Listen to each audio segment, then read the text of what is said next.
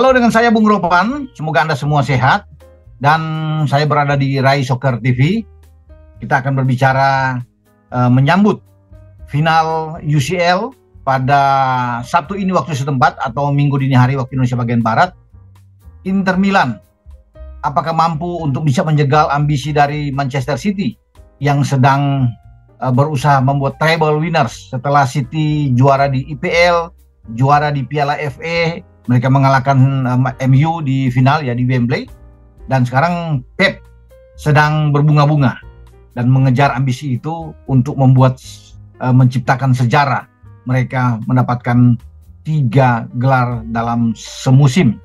Namun itu belum bisa mereka dapatkan sebelum menyelesaikan 90 menit waktu normal dan ada injury time.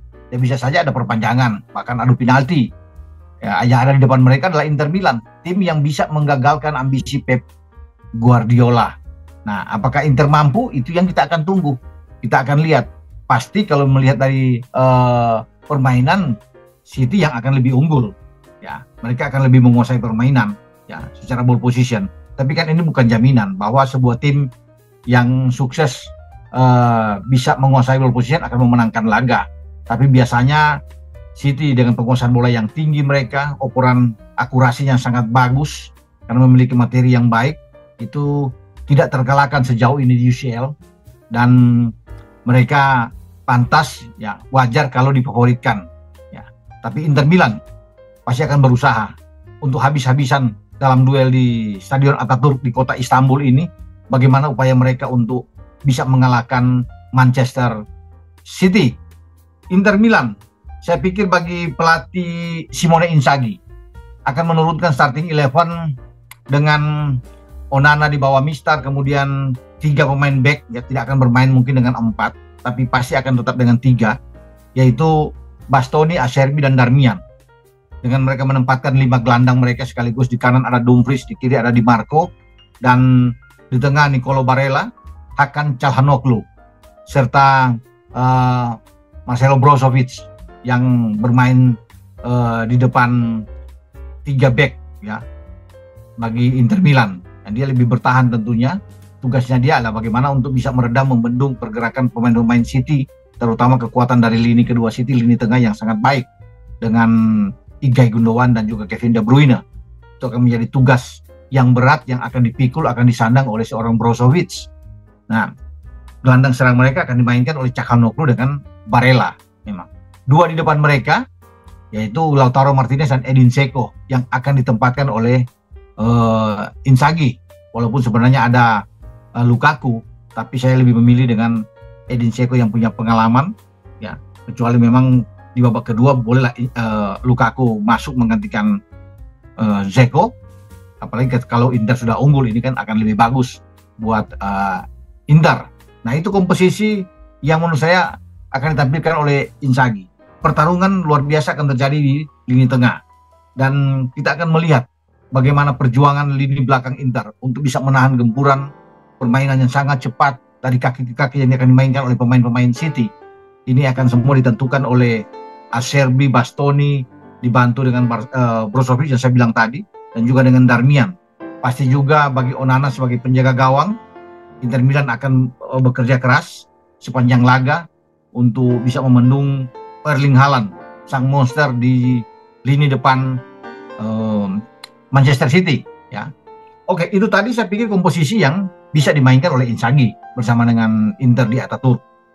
Nah, bagi Pep Guardiola, dia punya the winning team, ya, punya starting 11 terbaik dengan Ederson di bawah Mistar, ini sudah pasti. Ya, kemudian dia punya 3 back juga. Dia akan bermain dengan 3 back, tidak akan mengubah ini. Kyle Walker akan bermain di sana, Ruben Dias dan Akanji. Nah, kemudian 2 pemain yang bermain sebagai double pivot, ya John Stones dan Rodri di tengah. Nah, kekuatan bagi City itu ada di depan. Selain Erling Haaland pemain nomor 9, ya, yang sangat menakutkan itu. Sejauh ini kan Haaland sudah membuat 12 gol dalam 10 pertandingan, menjadi top skor di UCL. Nah, dia akan dibantu oleh 4 pemain yang sangat kuat, sangat berbahaya dengan kekuatan agresivitas menyerang mereka yang sangat tinggi. Ya, di sisi kanan mereka punya Bernardo Silva, dan di sisi kiri mereka punya Jack Grealish. Nah, Grealish ini akan dibantu juga oleh pemain kapten kesebelasan yang sedang bagus-bagusnya, Ilkay Gundogan dan Kevin De Bruyne. Gundogan yang diisukan atau dirumorkan akan meninggalkan City pasti akan juga bermain memberikan yang terbaik jika ia harus keluar, dengan banyak klub-klub yang menginginkan dia, termasuk Barcelona, katanya Milan mengincar, juga Arsenal juga ikut mengincar seorang Gundogan. Nah, kita tidak tahu bagaimana ke depan. Walaupun saya pikir bahwa Gundogan ini pantas untuk dipertahankan, pemain yang pembeda yang luar biasa bagi Manchester City, karena dia sudah membuat 2 gol yang membawa City juara di Piala FA di Wembley kemarin pada tanggal 3. Dan ini akan menjadi pemain berbahaya. Bukan tidak mungkin Gundogan akan mencetak gol lagi. Di samping mereka punya Kevin De Bruyne, permainan dari City, ya orang selalu akan melihat bahwa kemungkinan itu ada di Erling Haaland, ya pemain yang ada di garis depan. Tetapi ketika Haaland terisolir dan dikawal dengan habis-habis di belakang, ya mendapatkan pengawalan yang luar biasa dari pemain-pemain Inter, ya solusinya ada di Ilkay Gundogan dan Kevin De Bruyne. Nah, makanya Brozovic, Calhanoglu dan Barella juga harus mampu bermain habis-habisan untuk bisa membendung 3 pemain tadi yang saya bilang yang berbahaya bagi City. Ada Gundogan, De Bruyne, tapi mereka juga masih punya Bernardo Silva yang juga harus hati-hati bagi pemain-pemain Inter. Nah, kalau Inter mampu paling tidak sepanjang babak pertama 45 menit saja tidak kebobolan, ini bagus.